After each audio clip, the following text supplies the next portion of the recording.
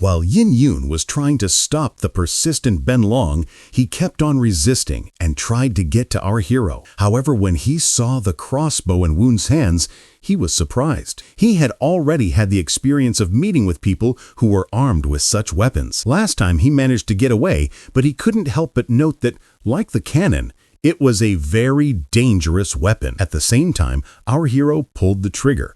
The arrow immediately headed towards the black dragon at great speed. The consequences of being hit by the arrow could be very sad even for the dragon. However, Ben Long managed to dodge at the last moment, and the arrow only scratched him slightly. Enraged by this, he immediately rushed towards our hero, intending to tear him apart. Fortunately, just like last time, Yin Yun managed to hold him back. She shouted furiously for him to stay away from her father. The black dragon had an advantage over our dragoness. He was bigger, more massive, and stronger, so he had no problem pinning her to the ground. He was already tired of her constantly interfering with him, so he furiously asked if she didn't realize that he was helping her. However, Yin Yin had a completely different opinion. In her view, the one Ben Long should have helped was himself first and foremost. The black dragon realized that he couldn't prove anything to her. Besides, the strange flower could still shoot out again at any moment. He had to urgently get out of the crossbow's range. Letting go of Yun Yun, he immediately soared into the air. He didn't want to admit that he was afraid of his arrows, so he justified his behavior by saying that they, as true dragons, should fight in the air. However, Woon couldn't be fooled. Our hero immediately realized that he was simply afraid of his arrows. Despite this seemingly cheap provocation, the dragoness took it as a challenge and immediately followed him. She was not going to retreat, even though it was rather foolish of her. Realizing this, our hero immediately started telling her to come down. Ben Long had climbed very high, so he couldn't cover her with his crossbow. However, Yin Yun was already too engrossed, and there was no stopping her. After slapping the black dragon, she angrily shouted that he should immediately go and apologize to her father. He didn't bother with her either, and struck her as well. He didn't intend to beat her up badly, but he felt it was worth it to teach the stupid girl a lesson. After the blow, Yin Yun's body was left with a noticeable bruise. Ben Long was clearly stronger and thicker skinned than her. Up in the air, she was no match for him. She now realized how foolish she had been to be provoked. Besides, she was all alone now, and neither the thorny vines nor her father's arrows could reach that high. However, this problem could be solved. She only needed to shoot down her opponent. Being hit, the black dragon began to fall. He wasn't agile enough to regain balance so quickly. At the bottom, Woon was already waiting for him with the crossbow ready. He was glad that his daughter had thrown their opponent down. Ben Long was in big trouble. Arrows flew straight at him, and it was very difficult to dodge in such a position. Our hero continued to shower him with arrows. Since his opponent wanted war, he was not going to retreat. But the black dragon was not so simple and managed to dodge Woon's attacks. In the next instant, he rushed towards our hero, intending to finish him off once and for all. In his opinion, this strange flower was the problem. If he destroyed it, Yin Yun would no longer despise him. Woon realized the black dragon was truly angry and serious. Without hesitation, he immediately released an arrow straight at Ben Long's head. Ben Long didn't dodge and simply blocked the arrow with his hand. Although painful, his determination was unshakable. In the end, Ben Long managed to catch up with our hero. He grabbed the cannon he was sitting in and began to take to the air with it. His only intention was to kill this strange flower that had caused him so much trouble. Woon realized he had underestimated the black dragon. Things weren't going according to plan at all. Seeing him being carried away, the gecko rushed after him in panic. Yin Yun didn't lag behind and started chasing the offender, screaming for him to let her father go. Ben Long smirked. That was exactly what he planned, to let go. But falling from such a height meant certain death. Meanwhile, Woon regained consciousness and tried to shoot the dragon, but Ben Long suddenly released him, causing the arrow to miss. Woon began to fall rapidly toward the ground. However, he wasn't going to give up so easily. At the last moment, his thorny vines wrapped around the dragon's neck, preventing him from crashing. But they had another use. The vines tightened around Ben Long, choking him. The dragon howled in pain, confused why so many vines had appeared at once. Soon he realized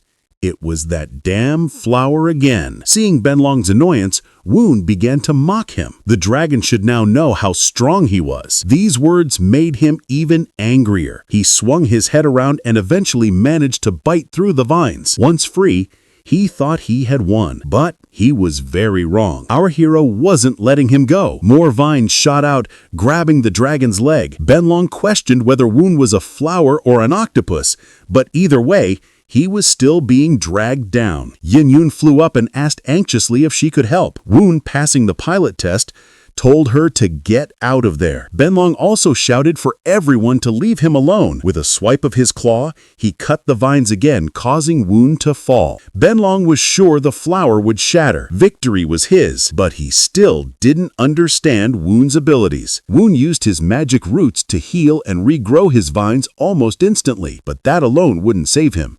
To avoid death, he gathered the vines and created a parachute, but it had many holes and slowed him only a little. A loud explosion followed as he hit the ground. Yin Yun cried out in panic. The crater was huge, as if a meteor had fallen.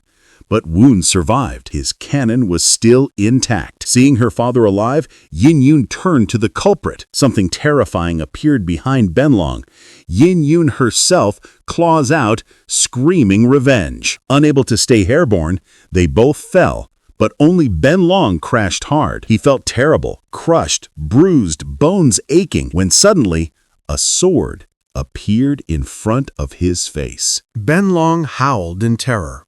He angrily shouted at our hero that he had no fighting ethics at all. However, what ethics could there be when talking about a flower fighting a dragon? One didn't let the black dragon continue speaking and gave him a small blow with his sword. Benlong cried out painfully and fell silent. Putting the sword to the dragon's neck, one coldly asked if he really wanted to die. He wasn't going to be ceremonious with him.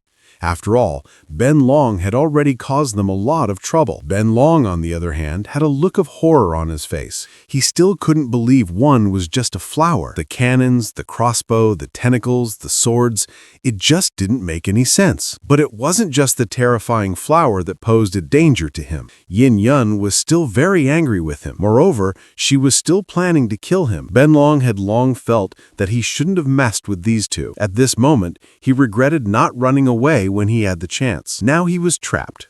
There was no way out. With a terrifying armed flower on one side and an enraged dragon on the other, there was only one way out of this situation. I surrender. I am against violence.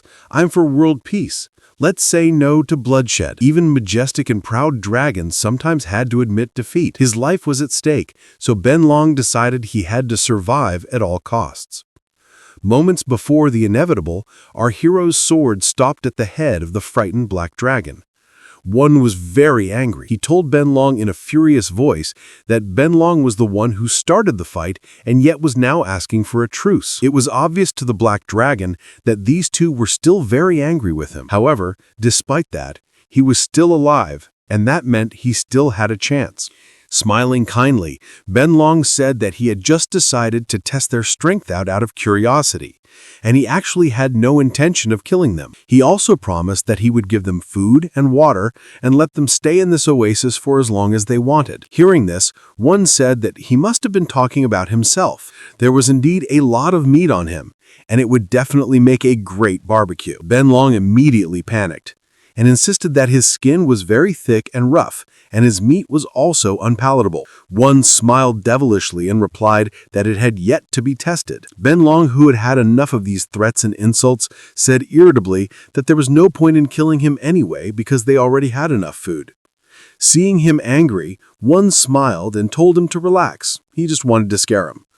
But afterward, he added that Benlong wouldn't get off that easy. Since he attacked them first, now he would have to pay compensation. Hearing this, the black dragon fell silent and looked away, as if deciding whether he should speak or not. Finally, he pointed tearfully toward the bushes. He said his backpack was hidden there and contained many good things. They could take what they needed as compensation. Our heroes were surprised at the dragon's cooperative attitude. It didn't take long to find the backpack. Even by Yin Yun's estimation, it was quite heavy. One disdainfully asked why he was carrying such a huge and heavy backpack. It probably wasn't easy for him to fly with it. The black dragon sincerely admitted that he didn't want to fly with something so heavy. However, he couldn't leave his treasure behind. As the saying goes, don't put all your eggs in one basket. That's why he divided his treasure and took some of it with him. Even if someone stole his treasure at home, he'd still have something left. Remembering a similar situation from his past life, one noted that Benlong resembled his mother. Meanwhile, Yin Yun got tired of waiting. Without thinking much, she turned the backpack upside down and poured all the contents on the ground. Seeing this, the black dragon immediately panicked and shouted for her to be careful. His treasures were everything to him. Everyone was surprised to see so many shiny gems. But one was the only one who truly understood their value. He realized the black dragon was indeed rich. Hearing the praise, Benlong proudly replied that this was only a tenth of his treasures. Gold and jewels were good, but one wondered why he needed them, if they couldn't be eaten, used, or even exchanged for money. To him, it was just a pile of shiny rocks. Hearing this, Benlong became furious.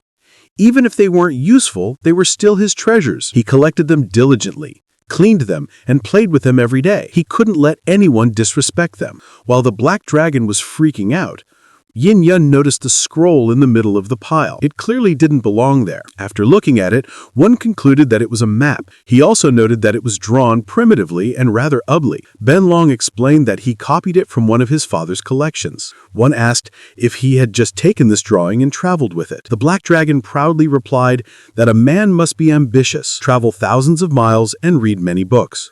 Furthermore, he wanted to visit all the places on the map and search for treasures.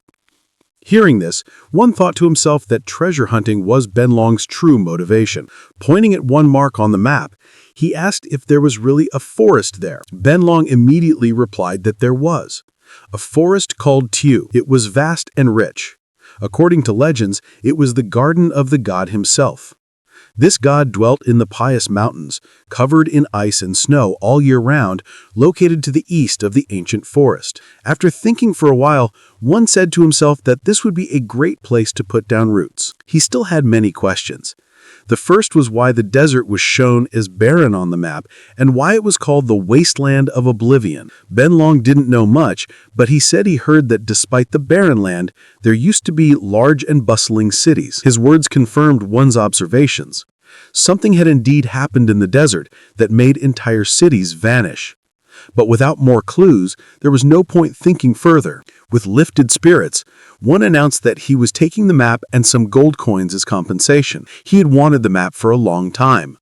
Yin Yun could use the coins in the village by pretending to be human. Benlong wasn't happy that the map was taken. Trying to get it back, he asked why one needed it. One replied that they were going to the ancient forest. The black dragon immediately tried to persuade them to take more gold instead. It was very important to him. Our heroes refused. They reminded him that he told them to take whatever they liked, and if they wanted, they could just kill him and take everything. Benlong immediately stopped complaining. In a resigned voice, he said that since he couldn't keep the map, he wanted to travel with them. He assumed the strange flower must have hypnotized the dragon girl and taken her in as his daughter. One was alert. He had already noticed the strange look in the dragon's eyes. He suspected Benlong was targeting Yin Yun. With a disdainful look, one asked why would they bring along someone who had attacked them not too long ago. Benlong assured them he was very strong and could help them if danger appeared. He could also cook, wash dishes, clean. He was very useful. Our heroes laughed and asked who just begged for mercy like a coward. Realizing this wasn't convincing, Benlong added that he was strong and could carry them on the road. One replied disdainfully that he was fat, not strong, and how could they trust him if he might drop them halfway? This was the last straw. Angry, Benlong asked one why he looked down on him and how he could make a girl carry a cannon all day. He also said that he wasn't planning to stay with them forever. As soon as he found